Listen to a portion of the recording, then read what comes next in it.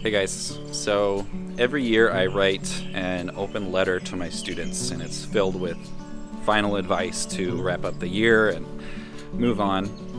And it's always written with the assumption that I will at least have the option to see those students again in the future. But this time it's a little bit different.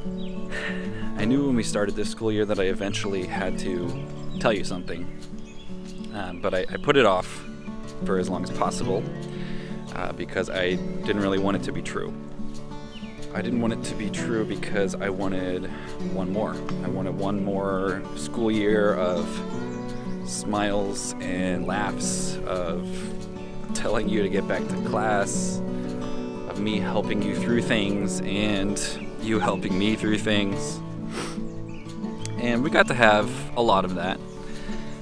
But what kills me the most is that we don't get to have a goodbye.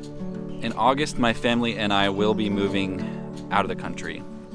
So I won't be returning to the school, and you probably won't see me again. At least not for a long time.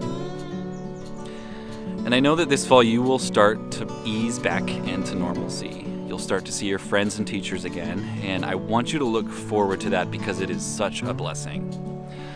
If we've learned nothing else from this time apart, it's how important people are to our social and emotional well-being.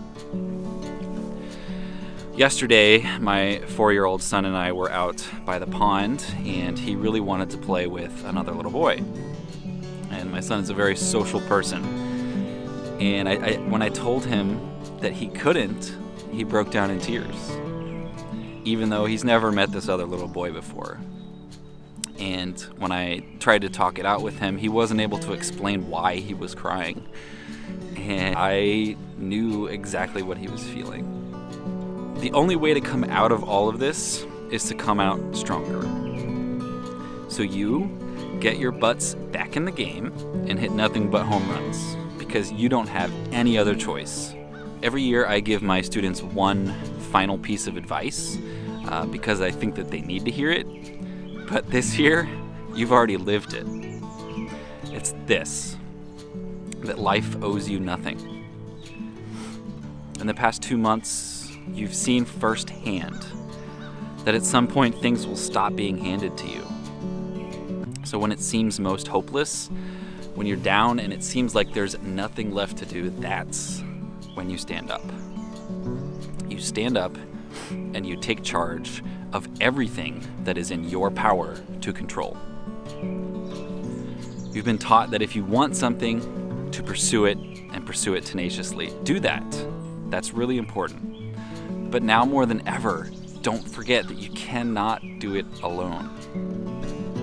If you take nothing else from our time together, remember this one thing: that you can learn something from everyone you meet.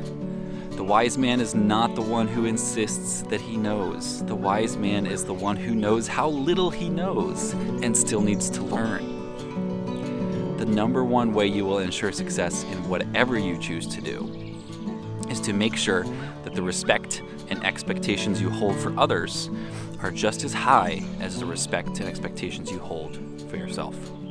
Take the initiative. Find new and useful information and skills in whatever you do, inside and outside school, and with whomever you interact. And surround yourself with people who want to do the same. Those who do more talking than listening do a lot less learning, and those who listen the least are the ones who need to hear that message the most. All of us feel beaten down right now. Sometimes we do that kind of thing to ourselves, but this time it was an act of nature.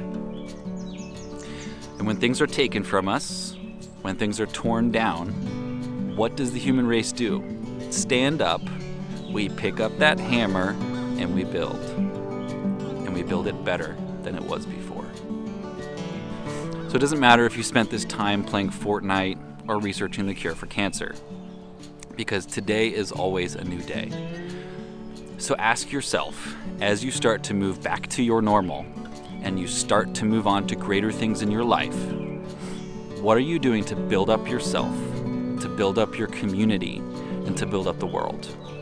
Regardless of what you believe happens to us after life, we know that one important factor is the legacy that you leave behind and the memories of those whose lives you have touched.